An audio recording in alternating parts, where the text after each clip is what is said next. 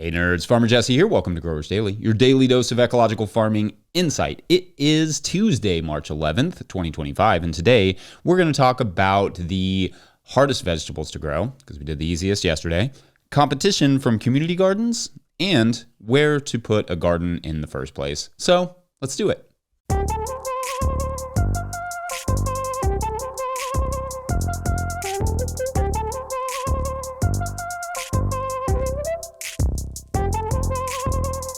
All right, well, happy Tuesday, everyone. The weather is bananas here. I hope it is going as well for you as it is for us, wherever you are listening to this. There will be 2 days this week that will be almost 80 degrees, so like 26.6 Celsius, which, again, is not real.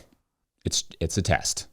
There will still be one good March cold snap coming up. Worst case scenario is that we don't get that March cold snap or even one in April, and everything just stays on a relatively normal schedule. I'm good with that.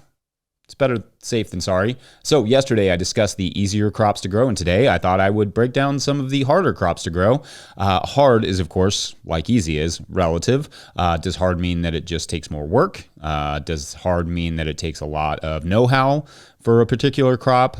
Does hard mean that the timing has to be perfect? Well, for these crops, it will be largely a combination, but also with the acknowledgement that with experience and a good approach, any hard crop can become significantly easier in time. So let's start with arguably, I think, like the hard crop that everybody wants to grow, which is carrots. Carrots are a hard crop for beginners for two main reasons. They are slow to germinate, so the weed control and moisture management have to be on point. If the seeds dry out, the germination rates will tank. If weeds outrun the carrots, you will get little to no carrots, and they will be a mess to harvest. So that ranks pretty high. And of course, I've done lots of info on carrots and will continue to, because carrots are hard to grow and fun to grow and delicious. So that's a weird trifecta, but more info on carrots in due time. Next for me is summer lettuce. Spring and fall lettuce, easy. Summer lettuce, opposite. Don't need to go into too much detail on that now, but every little step of the lettuce growing process has to be done right in the summer to successfully grow lettuce out of season or in warmer climates in general. In fact, basically anything quote unquote out of season is going to move it up on the difficulty level. Like if you're trying to push your tomato production to beat the market, your greenhouse management has to be really dialed in. Then you have to know how and when to plant it, how to protect it from frost and pests, plus what to do if you get aphids or potato beetles or whatever. Also, if you're growing something from scratch, like you're growing, out of seedlings from seed, that also raises the level of difficulty of basically any crop you're growing. Greenhouse management in some ways is somewhat of a different skill than gardening, even if they are related. Trellises generally raise the level of difficulty a bit for me as well. Cucumbers, peas, certain beans. It isn't that these crops are necessarily hard to grow, it's more that they are hard to contain. Of those, I find legumes like pole beans and peas easier than cucumbers. Cucumbers are tough for the pests and diseases, and so I have them pretty high on my list for difficulty, especially when trellised. What I find is that cucumbers generally rock and roll that first year in a new garden, but by the second year, they are much needier. That whole squash and cucurbit family is kind of in the medium hard category, really, with zucchini and squash arguably on the easier side of those, as I mentioned yesterday. Back to the cucumbers for a second, though. Basically, anything grown intensively in a greenhouse where space is limited and pruning is involved is going to rank pretty high on hardness, if that's a sentence. So tomatoes, cucumbers, peppers, eggplants. Eggplants are actually relatively medium hard to grow in general because, unlike their cousin the pepper, they are highly susceptible to flea beetles, which will strip them clean of their leaves in a matter of days. Eggplants need to be covered in the first few weeks of their lives after transplanting until they begin to flower, even in the greenhouse when they're seedlings, which can make it difficult to deal with watering. Like if you're watering that tray, you have to remove the insect netting every time you want to water them. And more than once, I have removed the insect netting on a tray of eggplant and with it an eggplant plant itself. Of course, with all this said, if you are driven to grow a certain crop because you would love to eat it or one day you want to sell it, try. That's the only way you will start to learn how to produce it and make it become easier. Just because something is hard doesn't mean it's not worth trying, and it can't be made easier. Because what is hard to me in my context here in Kentucky, Zone 6B, or with my personality and patience, may not be so hard for you. And if you want to grow some dang artichokes or whatever, give it a shot. YOLO, as they say. Not to be confused with yellow, which I think is cowardly. kind of the opposite. So what about the missing crops? Garlic, for instance, is a relatively easy one that I kind of just forgot yesterday. I would throw that in there. It grows at a time with less weed competition, so like over winter, and with a little mulch, it is basically a plant it and forget it crop. You do that in the fall, and then you just harvest it in the late spring, early summer. You're good to go. Green onions are slightly harder just for the amount of work to make them profitable, but they are generally an easy enough crop to grow, as are chives, in fact, for a perennial. Kale is probably on the medium hard side just for the pest potential, whereas chard, spinach, and beets are almost on the easy side of the scale. Decent beginner crops, with chard being perhaps an underrated one of those. Anyhow, no idea if that was fun or interesting or not, but I like a good challenge. In this case, a topic about challenging crops. And so I look forward to what crops you all find to be tough. Otherwise, I'm going to leave it there. And up next, we're going to talk about community gardens and their symbiosis or lack thereof with market gardens. Maybe. BRB. There's nothing wrong with that. Trippy, yeah, we all lose track. I wouldn't mind it if I find it. There's nothing wrong with that. Don't have to be an acrobat. I wouldn't mind it. Should I find it? Today's episode of Growers Daily is brought to you by Harnwah Greenhouses. Harnwah Greenhouses has pioneered controlled environment agriculture since 1965, partnering with market gardeners and farmers across North America to deliver turnkey greenhouse solutions.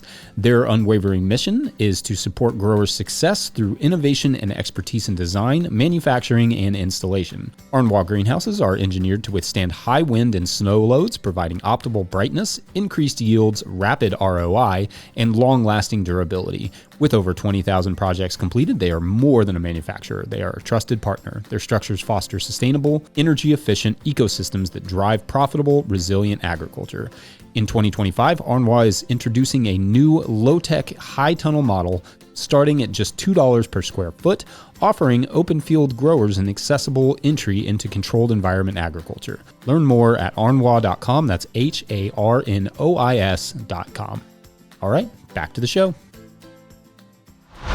If you, the listener, are enjoying this content, getting even a small amount of value from it, consider supporting our work over at patreon.com/no-till-growers. I will try to get to questions from everywhere the questions come in, but I will always get to your Patreon questions. Now, today's Patreon question comes from Patreon member Eric Iverson, who writes, quote, "Hey Jesse, I am recently retired and intend to settle into a new lifestyle that is a mix of community and backyard gardening. More particularly, I'm now in a position where I can more or less devote myself to my own garden and contribute my time and potentially materials/infrastructure support to a community garden, i.e. providing compost, installing an irrigation system, setting up a cleaning station with water reclamation and the like. While I'm sure there's plenty of room for both community and market gardens, it also occurs to me that in some respects they would be competitive, especially if the community garden was designed to and was capable of producing beyond the immediate needs of its members. What experiences, advice, and thoughts, if any, do you have at the fringes between community and market gardens? Thanks." End quote. All right, fun and interesting question here, Eric. Thank you. You know, it's funny. Hannah and I often discuss what will be the ultimate fate of our farm when we decide to hang it up, if a kid doesn't want to take it over. And turning it into a community garden has been batted around more than a few times. Now, our farmland is incredibly hard to farm for the high water table, drainage, clay, etc. So that may be more cruel than helpful, but it's an idea that we've had and like the idea of. Now, I've seen and heard of community gardens having booths at farmers markets or having farm stands before, but rarely does it come up as a significant form of competition for market gardeners. I'm not saying it's impossible, but generally speaking, market gardeners are specialty growers growing consistent, difficult crops, building customer bases and really dialing in everything from marketing to display to production. So the casual grower who just wants to sell their excess would probably not register much to the average market gardener unless they came with a boatload of tomatoes and undercut everyone at market on price, which would not make the community gardeners any friends. So my advice, if the idea is to create a pathway for those growers to sell excess produce, is to just encourage them to be mindful of appropriate pricing etiquette at market, keeping in mind that for the market farmers, this is not a hobby farm, but their livelihood, and they can't drop their prices and survive to compete with growers who don't have to make a living from what they sell. Honestly, this becomes a greater issue with hobby farmers who just have the money to start a farm but don't really need or care to make a profit from it, and potentially nonprofit farms whose costs are often highly subsidized, creating an unfair competitive edge compared to privately owned and operated farms. It is also not necessarily competition in the sense that if more people are growing their own food, fewer people are buying it from farmers. That doesn't so much happen. As a farmer, I always encourage people to grow their own food, at least a little bit, because one, I can't grow everything and don't really want to. Two, the crops that make us money are usually the harder crops to produce, like summer lettuce. So most people are usually still supporting us, even if they are growing some of their own tomatoes and such. And three, home gardeners help create a greater appreciation for what we do, which is never a bad thing. So absolutely, there is plenty of room for community gardens. In fact, I would love to offer some space for refugee gardeners and others in the future. And maybe that would open up a chance to Skillshare and learn about their techniques and food cultures, let them use my tools, that sort of stuff. I would love to provide people with access to soil who live in apartments or just can't afford land or even a yard. There is such a garden organization that I got to visit last year in Louisville. I think it was last year. Actually, it could have been 2 years ago. I don't know. All blends together anymore. Anyway, it was called Common Earth Gardens, and they offer refugee farmers from several different countries where they often had land to grow food back home, and now they don't have anywhere to grow anything. So they offer them a space, like their own plot, to grow food, which I think is super cool. And I do believe they sell some of it. So that's a cool service. And that organization kind of gives those members a small parcel to grow on. And just seeing the different agricultural techniques they were using was very neat. Lots of different interplantings and field setups. The health benefits for the individual, for the host, for the community, in every sense of the word, have the potential to be profound here. So I love your idea, and I hope you pursue it. We need more gardeners, community or otherwise, for sure. Anyway, thanks again. And up next, where to put a garden in the first place. Yeah, be right back. Today's episode of Growers Daily is brought to you by So Right Seeds. So Right Seeds is an heirloom seed company that offers fresh, high-quality, open-pollinated seeds. They have a great selection on their website of over 400 varieties, along with a planter's library with tips for growing. They offer cover crops and bulk packs of seed for sustainable home gardening. The instructions on the back of their packets have all the information you need to get started. Go to So Right Seeds, that's S-O-W, and use my discount code NOTILL for 15% off your order. That's SoRightSeeds.com. All right, enjoy the show. All right, so if you were starting a garden for the first time this year, I figured I would go through some of the key things to consider when placing it, because I see a lot of new gardens this time of year, and I'm always curious why people place them where they do, especially when the garden is like hundreds of feet from their house. It's like a gift to a local deer, which it could be. I don't know, maybe that's a local tradition. Obviously, you can get extremely nerdy about garden placement, take a permaculture design course, all that stuff. But let's just assume you'd like to grow a small amount of food, or or start dabbling in vegetable production to see if it's right for you. Or heck, maybe you just got a new property and are ready to start gardening for real and are looking for some good advice. This will be applicable across the board. First, though none of these are necessarily more or less important than any of the others, gardens need just about as much sunlight as you can possibly get them. It's easier to add shade than it is to take it away in most cases. Like those buildings or your neighbor's trees are probably not going anywhere. So full sun is important if at all possible, but if not, you will need to find absolutely as much sun as you can. In the summer, the sun will travel more or less directly overhead, while in the spring and fall, it will be lower in the sky, just kind of going across the sky to the south. So if you have structures to the south, east, and or west of you, including wooden fences, that could obstruct the sunlight coming in on the shoulder seasons.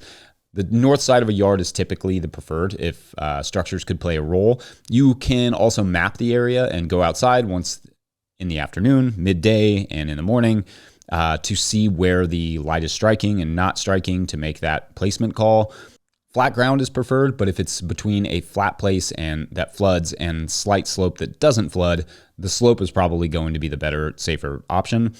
Next, again, there's no particular order here, is water access. You will almost certainly need some amount of water for vegetable production, if only to water plant starts or to water your plants in. And if there's not water there, setting up water in an area can be expensive. So it's If you have that option, take it. Another deciding factor is proximity to your house. I hate seeing gardens several hundred feet away from where someone lives.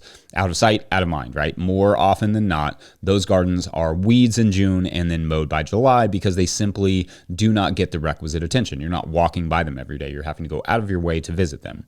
Or they are ravaged by deer and other pests who have no fear of getting near them because they're not near your house. If it's an aesthetics thing for small growers, try to consider how you could work the garden into your landscaping. Then you're killing two birds with one stone, though please don't kill birds with anything if you can help it. Birds rule and they're already kind of struggling. But you can kind of do your landscaping and vegetable garden simultaneously, which is sweet. A big one for me would also be drainage. I've learned this lesson the very, very hard way. If you're in a wet area or region, do not place the garden in the wettest spot. Wherever you plan to plant your gardens, do a percolation test. There are plenty of demos for that online to see what kind of drainage you're dealing with. No floodplains. Seriously, yes, the best soil is often in a floodplain because it floods. And when it floods, it deposits rich silt there through a flood. So if you put your garden in a floodplain, you risk losing your gardens and then having them deposited on some other floodplain, making it even richer. It's like a cycle, but not a cycle you want to be a part of. Another thing might be electricity, depending on what your plans are. If you are wanting to build out a wash pack shed and a cooler and automated greenhouses, etc., for example, then having good access to or a good plan for electricity should be high on your list. If you can at all avoid lawns or areas with Bermuda grass, that would be ideal. But if you don't have a choice, then you will either have to tarp that area for a year or build raised beds with barriers beneath them because things like Bermuda grass will grab a hold of your garden and never let go. You can manage Bermuda grass out of your gardens. It will just take all of your time. So anyway, what would you all suggest for someone looking for advice on where to place a garden? Let us know, and I'm going to wrap it there. Enormous thank you to all of our show sponsors. Huge shouts to Willie Breeding for the theme music and the team at No Till Growers. Also, shouts to Epidemic Sound for the background music that you can hear. Pick up a copy of the Living Soil Handbook or the Seed Farmer at no-tillgrowers.com to support our work. Big thank you to everyone over at patreon.com/no-tillgrowers, where at a certain level, or if you just bump up from one level to another, or sign up in the month of March, you get a shout out on the show. So big shout outs today to Gasper Mestas. What's up, Gasper? That's a good fun name.